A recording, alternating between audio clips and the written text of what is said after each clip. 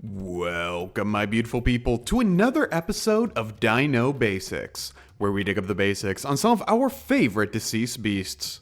My name is Logan, and today we explore the basics on a conniving carnivore from the distant Canadian past. In the ancient Great White Northern Wilds, a vicious tyrannosaur once prowled the North American continent, ready to kill beasts of any size to ensure its next meal. It's the lean, mean, ceratopsian killing machine, Albertosaurus. The earliest remains of Albertosaurus were located in the Horseshoe Canyon Formation in the Canadian province of Alberta. In the summer of 1884, Canadian geologist Joseph Burr Tyrrell would uncover a nearly complete skull of the creature, and due to lack of specialized gear to safely recover it, was only partially secured and completely excavated at a later date. This skull, alongside a smaller specimen recovered in 1889, was assigned to the now defunct genus Laelaps. Kind of. It's complicated. So, the dinosaur genus of Laelaps was chosen by our old Bowmore's buddy paleontologist Edward Drinker Cope in 1866. The original issue was that the name Laelaps had already been taken for another genus. A genus of might, of all things. So, paleontologist and Cope's bitter rival, Othniel Charles Marsh, would instead change Laelaps to the genus name Dryptosaurus in 1877. In a shocking twist, Cope would not accept this. Imagine that, and would stand by his name of Laelaps, ignoring the whole might thing. But despite this, paleontologist Lawrence Lambie would choose to use the name Dryptosaurus when he described the remains in 1904. Yet, the next year, this whole debate would have another layer of complexity added. Paleontologist Henry Fairfield Osborne would point out that Dryptosaurus was based on a few generic tyrannosaur teeth. So the two skulls could not be confidently assigned to this genus, with no reasonable point of comparison available. In a brief description at the end of his 1905 description of the somewhat obscure carnivore, Tyrannosaurus Rex. What a stupid name. I doubt he'll be getting a Dino Basics episode anytime soon. We only cover the most influential and culturally relevant creatures on this channel. What? Osborne suggested the name Albertosaurus sarcophagus, and cited Lambie's description for the fossil in lieu of completely redescribing the specimens. Since then, a number of new fossils have been added to the genus, including an extensive bone bed of nearly 12 individuals called the Dry Island Bone Bed, first discovered in 1910 and recognized today as the largest concentration of large theropod fossils from the Cretaceous period. Another significant development in the history of the Albertosaurus would be its relation to another large tyrannosaur, the Gorgosaurus. First discovered in 1913 and described in 1914, this carnivore was found in a slightly older formation and appears superficially very similar to the Albertosaurus, leading paleontologist Dale Russell in 1970 to declare the Gorgosaurus to be a junior synonym of the Albertosaurus, and justifying the time difference between creatures with the creation of a new species under Albertosaurus.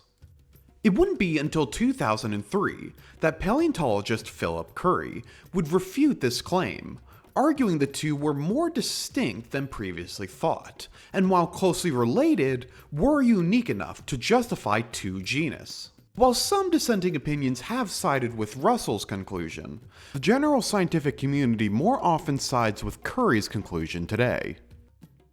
As of now, only one species of Albertosaurus is widely accepted, that being Albertosaurus sarcophagus. Beginning with the genus name, it is pretty straightforward translation to Alberta's lizard, obviously referencing its home region of Alberta. As for the species name sarcophagus, this stems from ancient Greek and includes sarko for flesh and phagos for eating or devouring, directly translating to flesh eating. I'm gonna let you figure that one out. I believe in you. As I have alluded to by now, Albertosaurus was a member of the Tyrannosauridae family, a grouping of large carnivorous theropods from the late Cretaceous, largely residing in modern-day Asia and North America.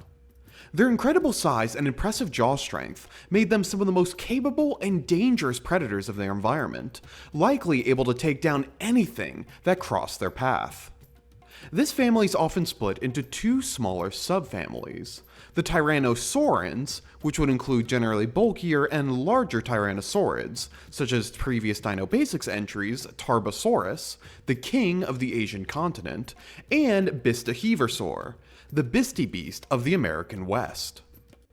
While the Albertosaurus and its close relative Gorgosaurus would belong to their own subfamily, called the Albertosauran.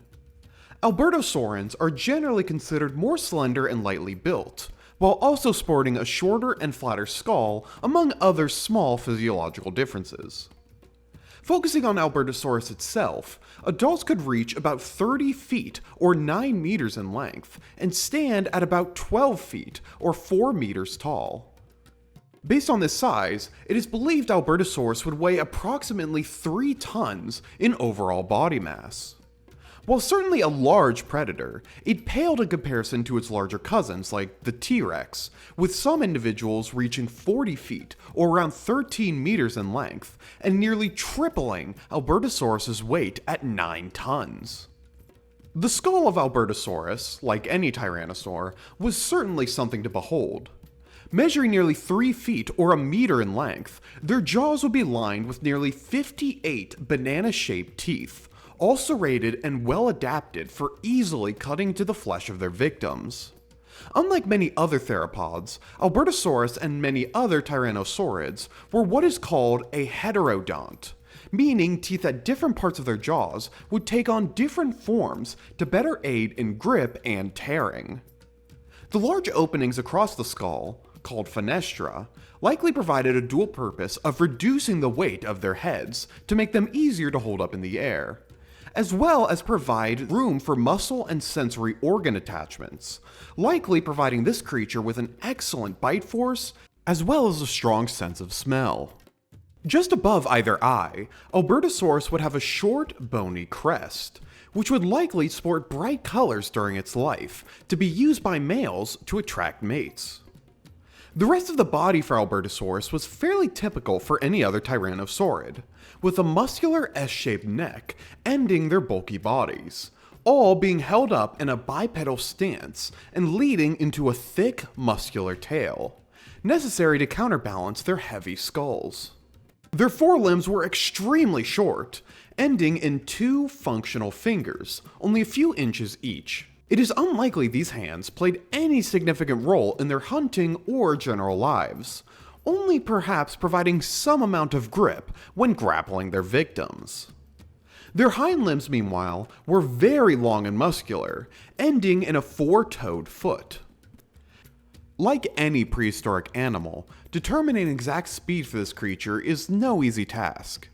But due to its lighter build compared to many of its relatives, like Tarbosaurus and Albertosaurus, Albertosaurus is considered fairly fast among its siblings, with some estimates determining a walking speed of around 10 miles or about 15 kilometers per hour, and a running speed of between 30 to 40 miles or just about 50 to 65 kilometers per hour. Albertosaurus would have lived about 70 to 68 million years ago during the late Cretaceous period, and only a few million years before their cousin, the tyrant lizard, T.Rex, I think it is? Oh no, T.Rex, that's right, would go on to take their place.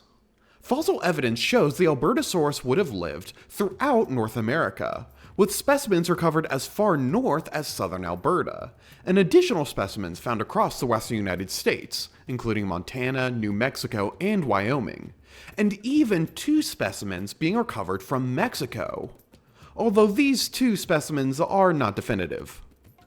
For much of the Cretaceous, North America was divided into 2 distinct continents, those being the eastern Appalachia, or Appalachia, I've seen the comments, and the western Laramidia. However, towards the end of the Cretaceous, the seaway dividing these two would slowly recede and be replaced with muggy lagoons, deltas, and floodplains. The Albertosaurus would serve as the apex predator of these emerging terrestrial environments, hunting the numerous genera of hadrosaurs, such as Edmontosaurus, Saurolophus, and Hyperchosaurus, all of which at full size would be equal to or even outgrowing the Albertosaurus. Smaller herbivores also roamed these wet landscapes, such as the Anchiceratops, a heavily built ceratopsian reaching almost 14 feet or 4 meters in length and sporting a distinctive rectangular frill. Another peaceful grazer would be the Edmontonia, a bulky nodosaur and Dinobasics alumni covered in rows of thick, bony plating. There were also a number of ostrich-like ornithomimids, including the Struthiomimus and Ornithomimus. Fossil evidence showed few carnivores could directly compete with Albertosaurus as apex predator, while some have suggested they may have competed with other tyrannosaurs like Gorgosaurus or even the Daspletosaurus. Fossil evidence shows at least a 5 million year gap between Albertosaurus and these other tyrannosaurs. Due to its proximity to the water, it is more likely the biggest competition for Albertosaurus would be the 35-foot or 12-meter long Dinosuchus, an enormous crocodilian-like reptile hunting or challenging anything that would wander too close to the water's edge, even a so-called apex predator. The large amount of specimens recovered for Albertosaurus and a fairly considerable distribution in age has provided scientists with a lot of details into how these creatures aged and lived. Juveniles as young as 2 years old would reach lengths of about 6 feet or 2 meters and only weigh in at around 110 pounds or 50 kilograms. A far cry when compared to the 30-foot or 9-meter long and 3-ton adults, usually reaching max size by age 20. Graphing out this size creates an S-shaped graph, where the creature would grow most rapidly between about 10 to 14 years old. By some estimates, this increased growth rate could reach as high as 269 pounds or 122 kilograms per year, equivalent to growing one Kung Fu Panda a year. Sorry, the metric and American system were getting boring. An interesting trait in these younger individuals is their thinner leg proportions, more comparable to ornithomimids than an adult Albertosaurus. Some have speculated this could be a case of individuals shifting prey as they mature.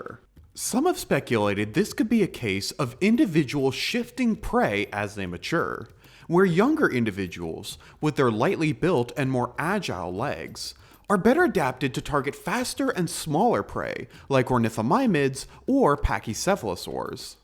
And as their legs grew to become more robust and muscular, they would then shift to larger prey like ceratopsians and hadrosaurs.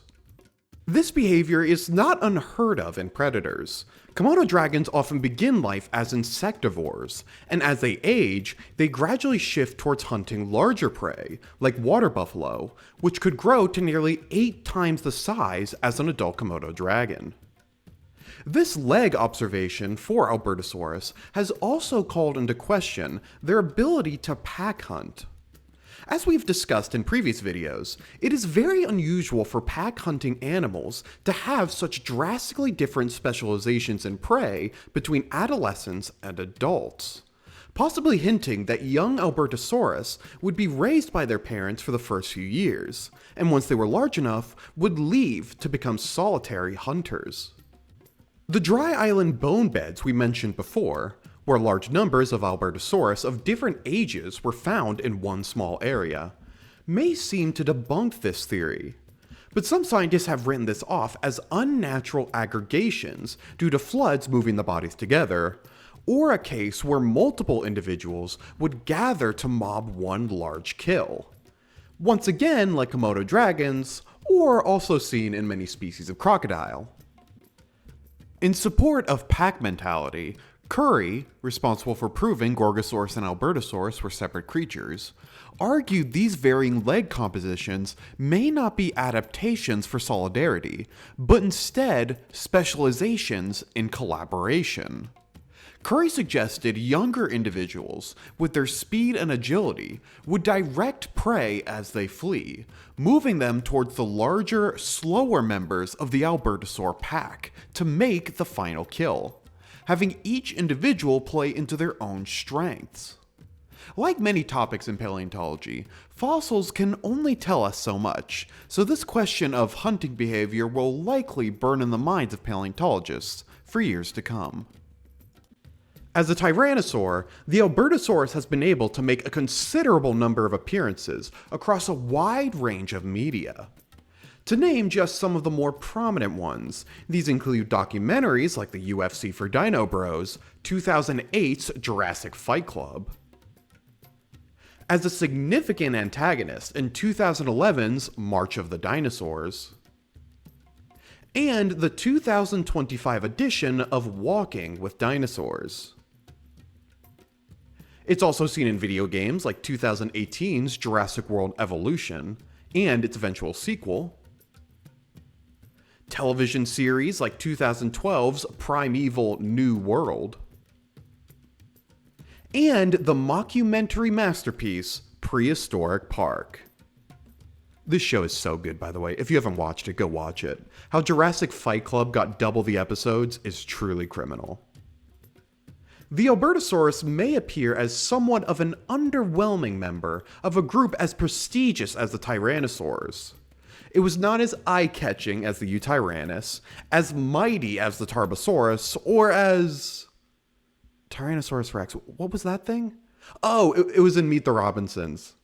Yeah, that's it. That was pretty big. But the Albertosaurus is certainly still a crucial king among the tyrants. Not just as a formidable hunter in its own right, the numerous fossils recovered have revealed invaluable insights into how these mighty tyrannosaurs grew, lived, and killed. The tyrannosaurs were certainly a packed bunch of fascinating predators, but to ever overlook a creature like this is Albertolutely crazy. That's good to do for this episode. Thank you so much for watching, and I hope you enjoyed. Be sure to leave a comment below what you think of Albertosaurus, and if you've heard of this dinosaur before the video. It has been a surprisingly long time since we've done a tyrannosaur of any kind, the last one being Proceratosaurus to some extent, so we were honestly overdue. But next week we cover the basics on the crucial step in ornithopod evolution, the Camptosaurus. Thank you for your support, and see you in the next video.